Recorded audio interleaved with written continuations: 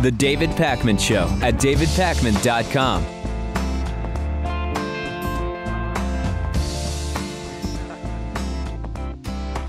We talked a little bit yesterday about how maybe some of the voters in the midterm elections may have voted against their own best interests, and we're really going to dig into that in detail today. So first, let's start with Obamacare. According to cnsnews.com, every single new Republican senator who won the midterm election 2 days ago campaigned on repealing Obamacare. This includes Cory Gardner, David Perdue, Joni Ernst, Tom Tillis, Tom Cotton, James Lankford, Steve Daines, Mike Rounds, Shelley Moore Capito, and Ben Sass. They all ran on repealing the Affordable Care Act. Now, this is absurd on a couple of levels. Number one, this has been attempted 30, 35, 45 times. I don't know how many times now by the House Republicans. It did not happen.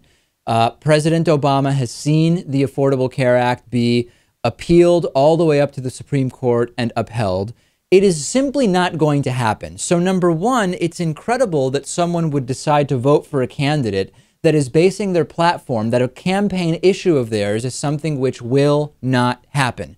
But the more absurd part of it, and this is really the part where I start to question the competence of many voters, is that voters actually like the provisions of the Affordable Care Act. As a kind of amorphous beast, people hear Obamacare, bad. But when you say, should insurance companies be allowed to turn away individuals because they have pre-existing conditions, most people say no. When people are asked, should there be some basic level of care in which the government maybe does have a hand, either directly or by creating an exchange that people should have access to, the overwhelming majority of people say yes. And Lewis, I'm not even convinced that these Republicans will try to repeal Obamacare. Maybe they will if it comes up while they're in there. But these have been mostly actions from the House, and these are senators that we're talking about. It's not going to happen. And they've figured out that even though voters like what's in the Affordable Care Act, they can still catalyze voters by saying, I would repeal the Affordable Care Act. Vote for me. My position is repeal. And it's so intellectually dishonest. And I don't know what's more concerning, the fact that the elected officials used this or the fact that voters fell for it. Yeah, we can expect the candidates to keep bringing this up. And I do expect them to keep trying to have this repealed. Because you at least have to try and make it look like you're doing something that you campaigned on. But yeah, this is just, I think it's voter ignorance. So let's get into this. Are we dealing with dumb voters or are we dealing with uninformed voters? And I don't mean this in any way as an ad hominem dumb. I just mean, are we dealing with ignorance or are we dealing with lack of knowledge here? Which is the deficit that voters are experiencing, which leads them to vote for people that would do the opposite of what they want. We talked about the Obamacare contradiction. Most people like the provisions of Obamacare, but they still seem to be scared about Obamacare as this kind of hypothetical or broad umbrella for naming these provisions. Republican senators campaigned on repealing Obamacare, something that is not going to happen, and they did really, really well. I mentioned yesterday that in Arkansas, and this, ladies and gentlemen, listen very carefully to what I'm telling you here. Voters in Arkansas felt that the minimum wage was too low.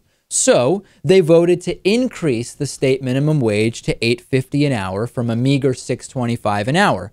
They also voted in Republican Tom Cotton to be their new senator, who, while in the House of Representatives, voted against increasing the minimum wage at all. And after months of hesitation, he's kind of come around and said, well, I might be okay with a state increase to the minimum wage, but not federal. But if there was a federal one, I might be okay with the state doing its own thing that's different. What is going on that you realize you need a higher minimum wage and you vote for a guy who clearly doesn't think the same thing? What are we to make of this, Lewis? I think it's perfectly possible that a lot of the people who voted for him just did not realize or did not know that he was firmly against this. So they're voting for the R on their paper without knowing what the campaign issues are. Absolutely. 2/3 of voters, Lewis, complained that the economy favors the wealthy. I'm shocked it's that low, But we did get a lot of Republicans in there, right? 2/3 means there are Republicans who agree with that. But at the same time, these same individuals who think that the economy favors the wealthy too much voted for candidates that would give more tax cuts to the rich. They, in many cases, oppose increasing the minimum wage. They blocked expanding Medicaid for poor people. They often want to repeal Obamacare altogether. Let's look at Wisconsin, where voters are not happy with the economy, yet they re-elected Scott Walker, the guy who destroyed that economy. Scott Walker came in promising to create jobs. He has seen a loss of jobs. He has destroyed the ability of labor to bargain collectively. And they re-elect him in spite of the fact that they're not happy with the economy. Look at what happened in Colorado. Half of Colorado voters who think that abortion should be legal in most cases helped to elect Cory Gardner to the Senate. Cory Gardner supports a personhood bill that would have the effective impact of banning most abortions. Look at Georgia. Most voters said that the economy was the biggest issue on their mind. They elect David Perdue, who as a corporate chief laid off thousands of people, and he actually expressed pride in the number of jobs he exported to other countries. Ladies and gentlemen, what are you doing? What are these voters doing? You are worried about the economy, and you elect the guy who was proud to export and outsource jobs. The Republicans have done a great job of making themselves seem like they are here to represent your average American. So there's a lot of smoke and mirrors. There's a lot of lies, a lot of dishonesty and misinformation. But you have to blame the voters to some extent, too. Of course. I just don't know if I'm blaming them for ignorance or for incompetence. There's both. There are people who would fall into each category. There are people who would fall into both categories. It's a terrible situation. This is a much more difficult uphill battle, ladies and gentlemen. I hate to break it to you. If you have to convince people that their views might be misinformed, that's one thing, right? If you just have to say to someone, oh, listen, if you thought that outsourcing jobs was good for the economy, let me tell you why it's bad for the economy. And then they could come around on that.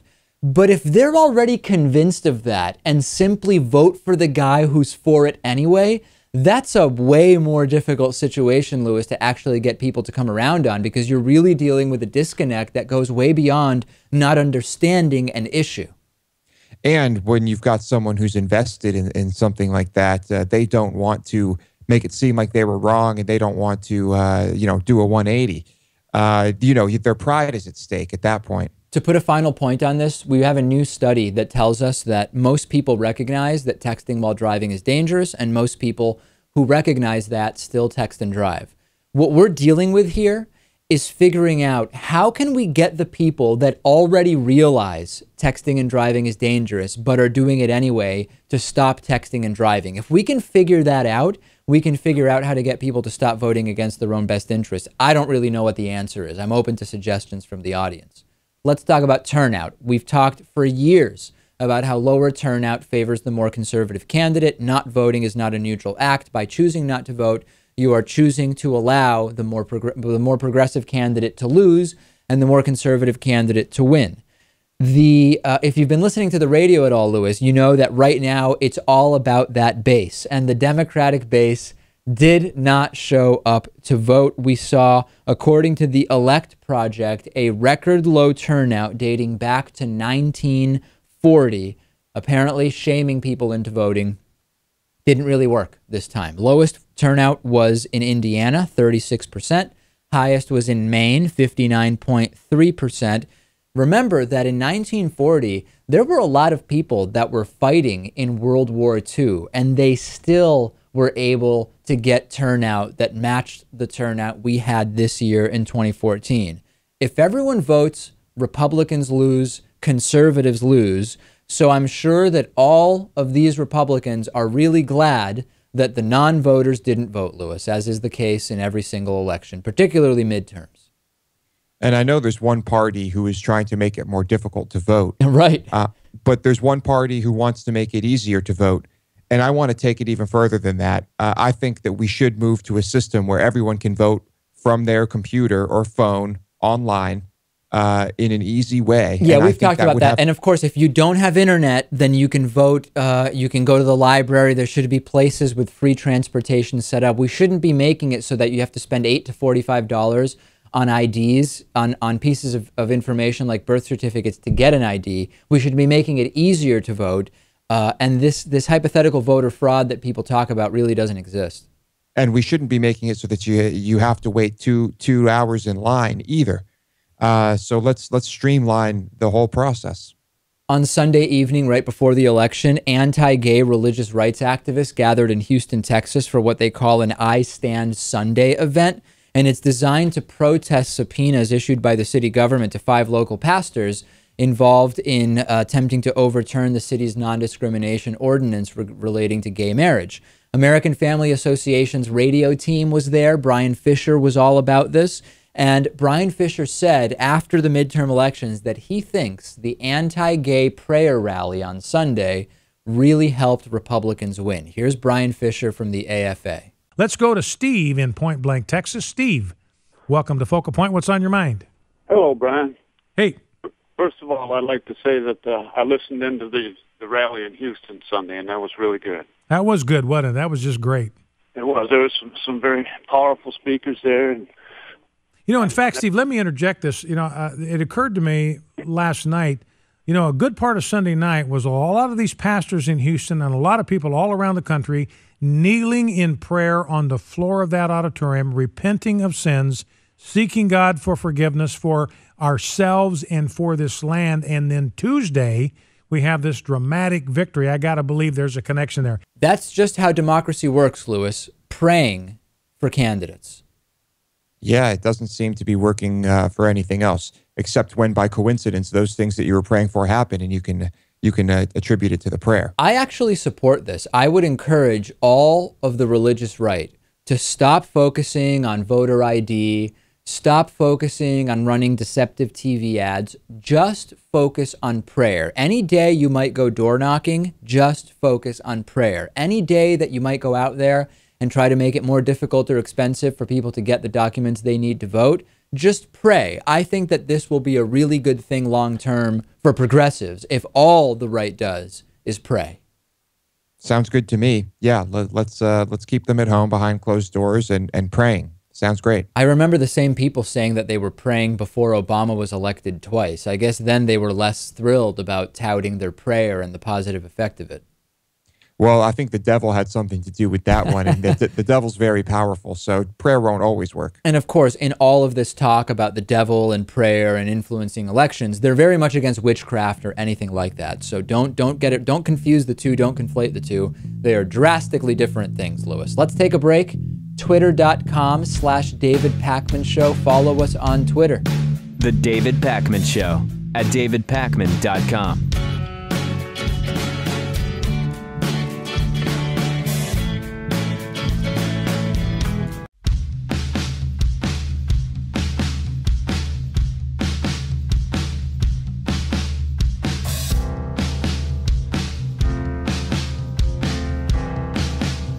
Welcome back to the David Pakman Show.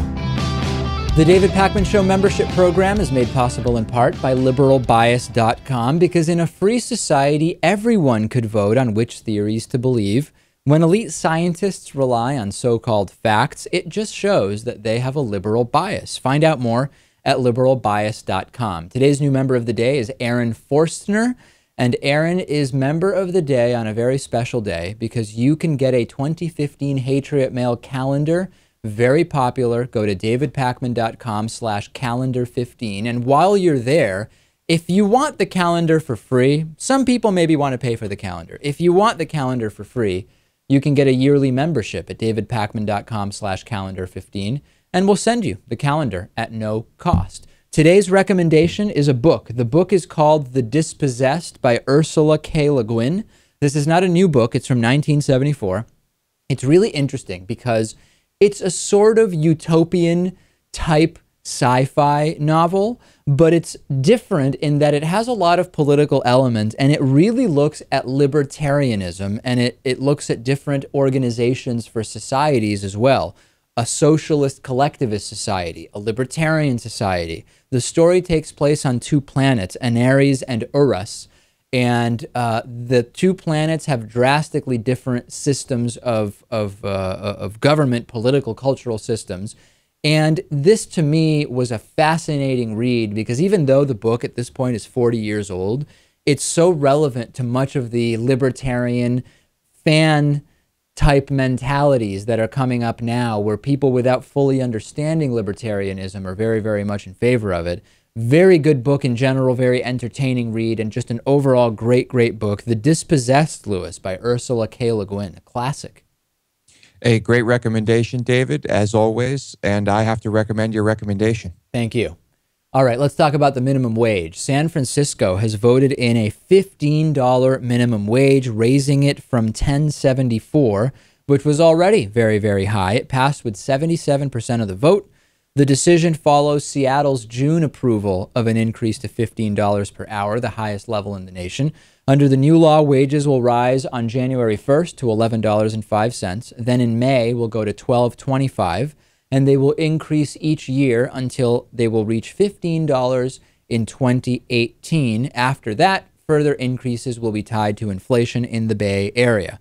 The detractors, Lewis, are going nuts, saying this is going to be the downfall of San Francisco. This is the end of the Bay Area. And to them, I would say, let's look at what happened when San Francisco raised the minimum wage to $10.74, and everybody said the exact same thing, because San Francisco was one of the first states to raise the wage that much above the federal minimum wage. And what happened? Well, you saw from 2004 to 2011, private employment grow 5.6% in San Francisco, 3% in Santa Clara County. Other Bay Area counties saw an overall 4.4% drop during that time. After raising the minimum wage to previously unprecedented levels, the entire Bay Area, San Francisco County rather, the county in which San Francisco is in the city, saw job increases in spite of the fact that surrounding areas lost jobs. For those who say, well, let's look at how fast food was affected in the service industry, because those are the workers that suffer when you increase the minimum wage. Actually, they were not affected negatively. Food service workers had a 17.7% employment growth. So, Lewis, the detractors may be right that this won't work out, but basing it on what's already happened is not the right way to prove that, because this has gone really well for San Francisco. It has. And let's also, point out that a lot of people in San Francisco were already making wages higher than what their previous minimum wage was. And this is a way to basically make sure everyone is making the same thing. But it doesn't mean that almost everyone in all of these Walmart-type businesses or small restaurants were making the minimum wage. There were people making more. Yeah, you have to consider that. You also have to consider that beyond just looking at the employment numbers, which are important, you have to think of the broader social implications of having fewer people in poverty and fewer people at a level of financial need that becomes a drag on society. And this can be looked at fiscally in terms of benefits that people will no longer qualify for because they're making more money at the federal level. And also just the societal benefits of fewer people who are as in need. This is just a positive thing in general. There's no way to deny that. And I think the results are, it's going to be a while before we see those results clearly, but I think those results will reflect what we're talking about here. Other ballot questions on Tuesday. We saw both Alaska as well as Oregon vote to legalize marijuana. Alaska voters approved ballot measure 2, which legalizes recreational marijuana. They voted yes by 52 to 48%. This has Alaska joining Washington and Colorado, which you knew about, as well as Oregon, which also approved a similar initiative on Tuesday. They now have 90 days until after the election to enact this. You will, of course, see the creation of kind of a control board, which might be under the Commerce or other economic departments. And Alaska voters actually had prior chances to vote on this. In 2000 and in 2004, Alaska voters considered this. Both failed. The first time they received the yes votes received 41%. The second time they got up to 44%. And now, 10 more years later, up to over 50% now in 2014. I think Alaska is really important here for a couple of reasons. Washington and Colorado, and now Oregon, which are the other states that have legalized recreational marijuana, are very progressive states.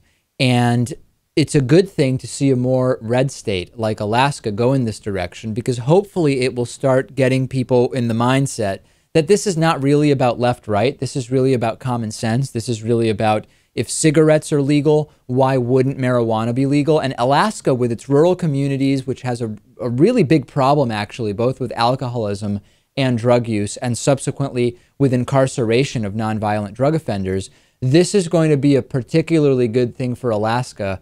I think that this is great on a number of levels, Louis, for Alaska to do this. I agree. And you're thinking that this will turn some elephants into donkeys? Is that what you're suggesting? I don't know if I would exactly use that terminology, but it tells us that on this particular issue, more and more people are moving to the left, moving to the correct point of view. This touches so many different issues, including incarceration, including issues of addiction, including broader societal issues and economic issues as well, because remember, Alaska already is pretty socialistic. Remember that people get money from the oil drilling that takes place in Alaska. They're kind of spreading the wealth, so to speak. And Alaska is a state that really does need to do something about the fiscal situation. The taxation of marijuana will be a good thing. Maybe they'll have less people in prison, which I know sometimes when you look at it on a for-profit basis actually does provide revenue. But I think that this is just good. Now, 4 states, Louis, close to 10% of the country has legal recreational marijuana, or will within 90 days. And then if you add on medicinal marijuana, this is starting to really paint the map in a way that's similar to that of same-sex marriage. And the rest of those states are going to, it's going to happen pretty quickly. And I think everyone should be prepared for that. Memberships, davidpakman.com/membership. Calendars, get your Patriot Mail calendars at davidpakman.com/calendar15. The David Pakman Show at davidpakman.com.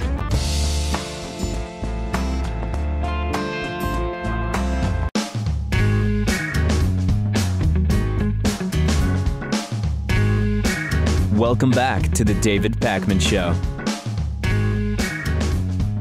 I'm joined today by attorney Joshua Denbeaux, author of the paper Mortgage Fraud, Wells Fargo Wins, Homeowners, Attorney Generals, and Courts Lose. And this is really an interesting case, Joshua. Thanks for joining me, because there are those who defend Eric Holder's legacy on financial crimes, and they say that, well, okay, listen, maybe bankers didn't go to jail, but we did get a lot of pretty big settlements, and you hear about pretty big numbers, 30 billion, 35 billion, 37 billion. And you broke down one of these so-called settlements involving Wells Fargo, and you really exposed that it is not what it might seem when you hear just the amount of dollars reported. So let's start at the beginning. Talk to us about the circumstances of this settlement. What did Wells Fargo admit to doing wrong here? Well, Wells Fargo rarely admits to doing anything wrong, but I don't know how to answer that. What did Wells Fargo admit to doing wrong? In other words, let me phrase it a different way. This was about mortgages, so talk to us about that. What was the program which subsequently led to a settlement here? Well, at the very beginning of the process was a company called World Savings Bank, which had really just one loan product. It was called a pick-a-pay loan, and it's a negative amortizing loan. Not all your listeners are going to know what that means. What it means is there's a payment every month that's less than interest only. So every time you make a payment, it doesn't affect your credit negatively, but you're paying less than you're supposed to be paying under the loan product. So the amount that you owe increases.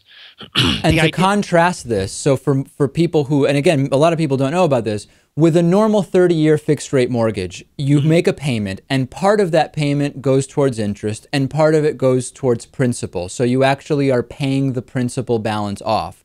There are these loans that are called interest only, in which you're paying only the interest and not paying any of the principal, meaning as long as you pay interest, you're never any closer to paying off the loan. You're talking about a next step where if the amount of interest was $400 a month, you might only be paying $300, for example, meaning that you're actually increasing your principal balance with each payment, getting you further from paying off your mortgage. Right. And the problem with the distinction, it sounds like they're all peas in the pod, just slightly different from the principal and interest to the interest only to the negative amortization loans of the pick-a-pay world. But it's not, because the principal and interest only loan, which basically is the only loan any of your listeners should ever get. Right. Anticipates that if you're able to make the payments on day one based on the money that you make, you're going to eventually pay off the loan and you're going to be all fine. You're going to own your property and it's a financially sound decision. Interest-only loans also anticipate repayment of the loan eventually. They're more sophisticated and generally worse deals for homeowners because it allows you to pay less for a period of time, anticipating that your income's going to significantly increase before the loan resets. And we all know that didn't generally happen, but at least it anticipated. And even those, I would say, are certainly buyer beware situations. The ways that banks can trick homeowners to closing loans can put any loan, including principal and interest, on a buyer beware situation. But it's easier to trick people on an interest only, and it's easy as anything to trick people on a neg-am loan. So, but the principal and interest and the interest only anticipate repayment of the entire debt. That's the basic premise for the loan. The pick-a-pay neg-am loans, the lenders never anticipated repayment of the debt by the homeowner absent refinance or foreclosure. And I can say that because the negative AM payment, the negative amortization payment, and you gave a very good example of if interest only is $400 and principal and interest is $500, and on this neg AM payment you pay $300, it's because the bank can't fit any higher payment into your income stream so you can afford to make the payment. So it means all you can do is afford to pay $300. So if all you can do is afford to pay $300 and your loan amount is going to keep going up and up and up and up and up, you'll never pay off that loan. And you'll lose your house. No question about it. So as people's payments started going up, law enforcement started getting involved here. They realized that these... I'm sorry?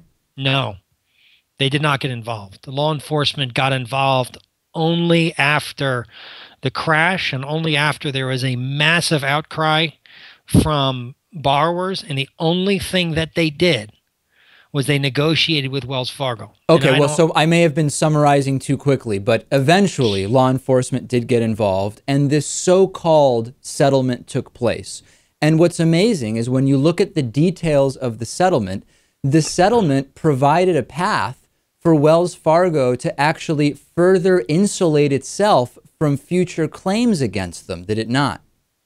Let me back up a second because that's not exactly the story. I don't mean to correct you on your own show there, but there was two parts to this. And the fraud happens, in my opinion, and I think it's clear from the report, the fraud occurs in Wells Fargo's global approach to their fraudulent loan product.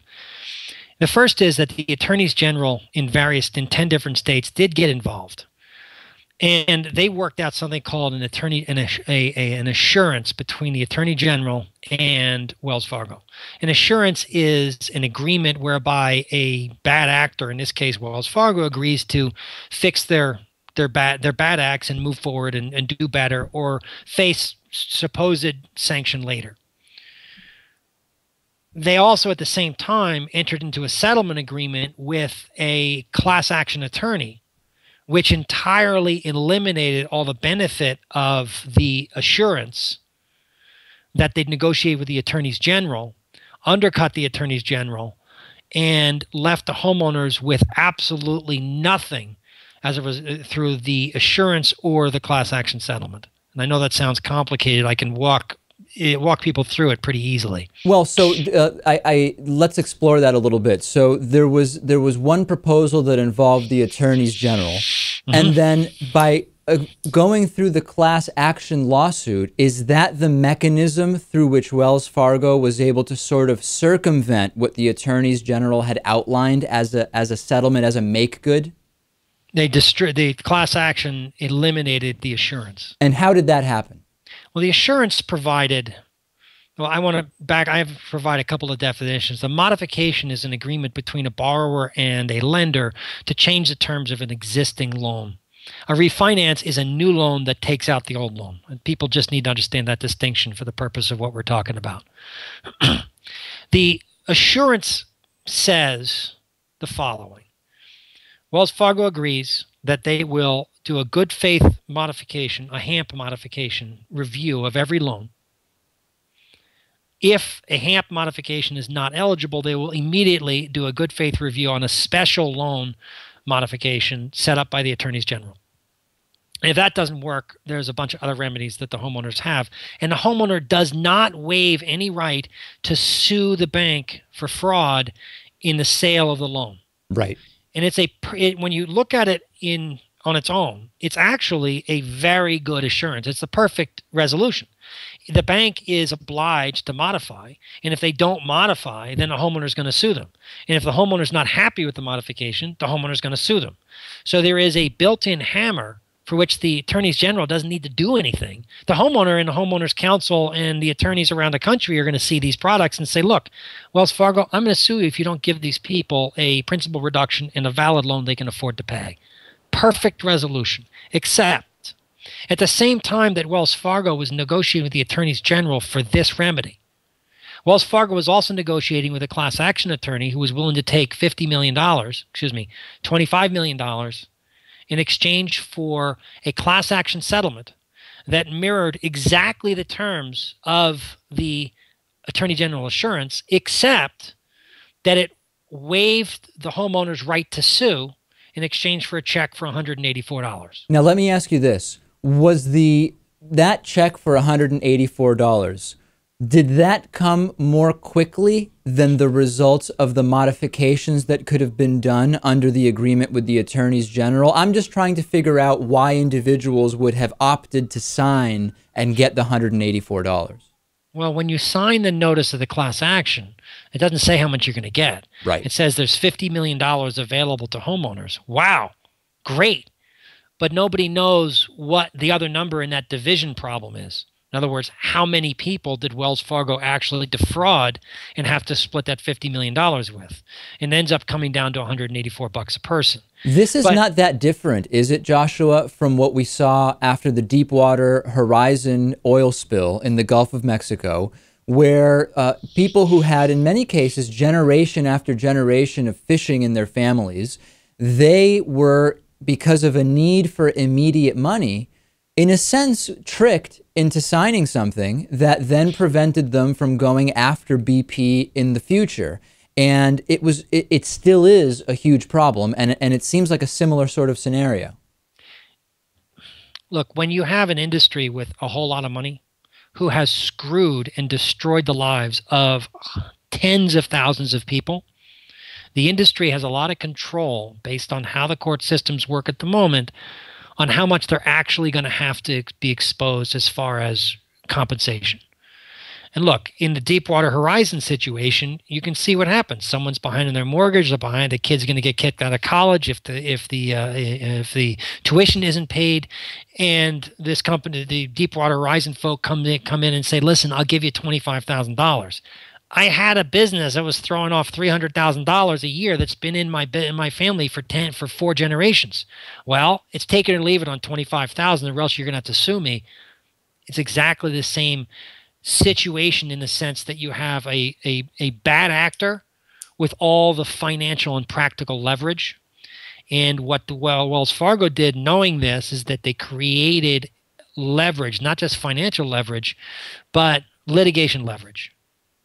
So they went to the attorneys general and said, I'll do the assurance. Attorneys general sign up the assurance. And then maybe and maybe not behind the attorneys general's backs, they executed an agreement on a settlement agreement that vitiated the hammer in the attorney general assurance, so that nobody had a way to compel Wells Fargo to do any modifications. There is continued federal court litigation in the Northern District of California as to whether Wells Fargo complied with the settlement. I can assure you, for my 20 to 30 clients I have in New Jersey, none of them, zero, got a modification. Incredible. Zero. Incredible. Zero.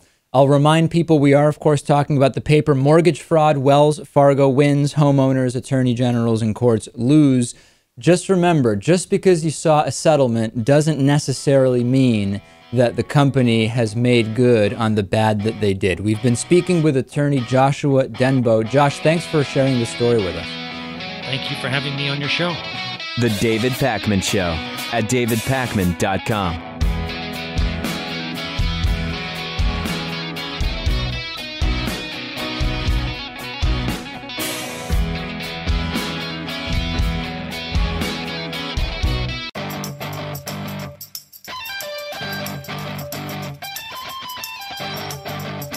The David Pakman Show at davidpakman.com.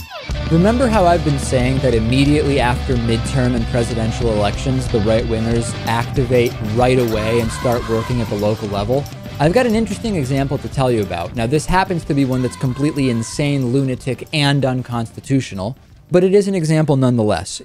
Former beauty pageant winner a former beauty pageant winner, rather, I should say, is leading an effort by Confederate sympathizers to designate Christianity as the official religion in Mississippi and promote what they call white Southern culture. This is the Magnolia State Heritage Campaign. They're gathering signatures to put a ballot initiative before voters in November of 2016.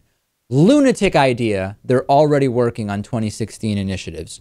This would change the state constitution to promote Christianity, the English language, and Confederate symbols. I just love Confederate symbols, Lewis. The activist group is promoted by the 1986 Miss America Susan Aiken, former Republican State Representative Mark Duval, and the self-published novelist Julie Hawkins. They need 107,000 signatures by October 2015 to place this on the 2016 ballot. This happens to not be constitutional, Lewis. I mean, what's next? Establishing slavery as their economic plan? They're working. They're getting at it right away. The day after the election, they're doing it. It does happen to have this barrier of being unconstitutional, though. For sure. It's really a downer that federal funds are going to this state. I wish it weren't so. And I'm hoping this turns into a secession movement that eventually becomes successful. I know this is all absurd and would never happen. But how does a state, though, Lewis, that can't even properly feed, house, or educate its citizens, look at the rankings for Mississippi on all of these, seem to have the funding for unlimited nonsense laws and unconstitutional laws if indeed this ends up becoming part of the ballot? They are putting money, if this becomes part of a ballot question, not into feeding the people who are hungry, and there are a lot of hungry people in Mississippi, not into housing the homeless, not into educating those individuals who are victims of one of the worst education systems in the country right now, but instead into having an election around whether Christianity should be unconstitutionally the official religion of the state. Priorities are way off here. I feel really bad for the people of Mississippi. I do too. And let's activate after hearing this. Instead of just feeling bad, realize that the right is already getting going on 2016 initiatives. We need to get going right away as well. And this status quo of low voter turnout and not getting the ground game, the farm leagues going, is just not going to work for progressives, I'm telling you. Let's talk a little bit about an unhinged climate denier named John Coleman. John Coleman founded the Weather Channel back in the 1980s. He was forced out about a year after it went on the air. He's a total climate change denier, and much of the right-wing media really likes talking about how the Weather Channel founder doesn't believe in climate change. Unfortunately, he has no credentials whatsoever to speak of that should make us care what he thinks. He is not a meteorologist. He is not a climatologist, but the right, Lewis, seems to, I know they have a disdain in many cases for traditional college and university educations. They like the fact that he's the founder of the Weather Channel, and they say, hey, even he doesn't believe in what's going on, in spite of the fact that he has no educational basis on which to make those claims. Yeah, I guess, they're not looking at perhaps the business credentials and perhaps the video production credentials this guy has. They think just because it's a channel about weather that he's an expert. But I mean, I guess that's not a crazy thing to assume, but let's let people know. He went on CNN and host Brian Stelter asked him to explain why 97% of scientists agree that humans are causing climate change. And Coleman said, well, the U.S. government only gives money to scientists who support the global warming hypothesis. And he said, science is about facts. And if you get down to hard, cold facts, there's no question about it. Climate change is not happening. At one point, he turned to the camera and waved and said, hello, climate change. Global warming doesn't exist. There is no global warming. This just happened to coincide, Lewis, with a report from the Intergovernmental Panel on Climate Change. They put out something called the Synthesis Report, and it detailed the dangers of climate change, and hundreds of scientists spent 5 years preparing this report. And they say that we are facing irreversible impacts for people and ecosystems. That's what the reporting should be about. But hundreds of scientists researching something in a serious manner for 5 years obviously takes a backseat on corporate media to a guy who had a job once that involved the word weather saying, don't worry, this doesn't exist. If only those scientists were making billions of dollars in profits every year, I think they'd have a bit more influence. Yeah, unfortunately, if we thought about where that money would be coming from, they might have other forces influencing them to say the same thing as John Coleman, which is, ladies and gentlemen, nothing to see here at all. Yeah, that's a good point. It would probably mess things up pretty bad. Our voicemail number is 219-2-DAVID-P. You can call at any time. Let's take a listen. Lewis, if you do not start picking up dog droppings immediately, then I will see you in hell. Wow, I think, Lewis, that's in reference to what you said yesterday, that when you are with a dog and it goes to the bathroom in a place that is not particularly right in the way, you just leave it. And I think that's supposed to be the devil saying if you don't start picking up the dog poop, you're going to end up in hell. Interesting. Okay, noted. Thank you. I will take that into consideration. All right, and one more voicemail here. Let's take a listen. Hey, David. This is Ken from Crestline, California. I've called you before. America has just become the most stupid nation on the planet for putting Republicans in charge of our Senate. How stupid are we? You've got these southern hick states like Alabama and all that with 4 million people population. They each get 2 senators, and you get all these southern states each getting 2 senators. California has 38 million people in it, and we only get 2 senators. So that means each one of our senators, Barbara Boxer and Dianne Feinstein, are representing 2 or 3 southern states each. Yeah, I mean, that is the way that the system is designed. And in the House of Representatives, the number of representatives is based on population. In the Senate, it's just 2 per state. That is the way it works. But going back to the earlier thing, we had what I think is a elitist discussion about whether there's ignorance or incompetence that's a factor in how people are voting. To say you have hick states like Alabama and people are stupid, I don't know that that's the right tone. But talking about what is going on in terms of the electorate voting against their own best interests is completely legitimate, Lewis. Of course. If people are voting against their own best interests, or people are just voting because of the letter next to the person's name, that needs to be addressed. All right, on today's bonus show, more about, or a month on Soylent. What is that like? We will talk about people voting for a man who was dead already in Washington. And we have yet another one of these Microsoft Surface, Apple iPad debacles. We'll tell you about that and much more. And remember, the David Pakman Show calendars, let me grab mine here. David Pakman Show Patriot Mail calendars are on sale now. These are going like hotcakes, Lewis. What are hotcakes anyway? I don't even know if I like a hotcake, but I guess they go quickly. These are really selling fast, I guess is what I'm getting at. davidpakman.com/calendar15. If you want the calendar for free, we'll give it to you for free. Just get a yearly membership at davidpakman.com/calendar15, and we will send you the calendar at no cost. Very, very exciting stuff. Lewis, how many of your calendars have you received so far? Only about 150. Okay, yeah. You ordered what? It was like 5 or 10,000, right? Something like that, yeah. Yeah, these, I mean, we have to balance getting Lewis his calendars and getting them to the audience. So davidpakman.com/calendar15. We will talk to you on the bonus show.